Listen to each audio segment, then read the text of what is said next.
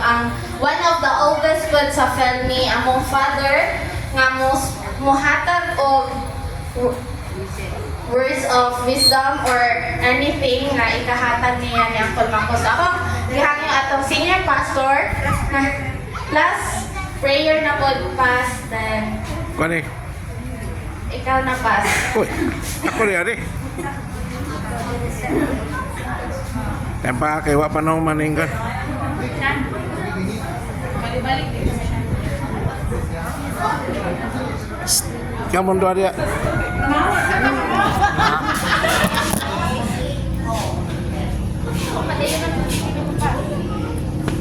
Kenapa? Wah.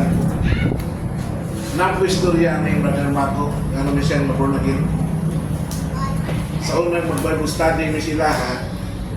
Duha man ka buhok na ilang puntahan kung nagkanto sila ha. Sinakanto sila ha.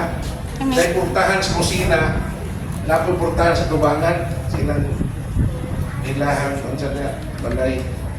Ako nang tukaan doon para may balo mo kung sa kamalito niya pastor. So, kada ganoon ako naabot,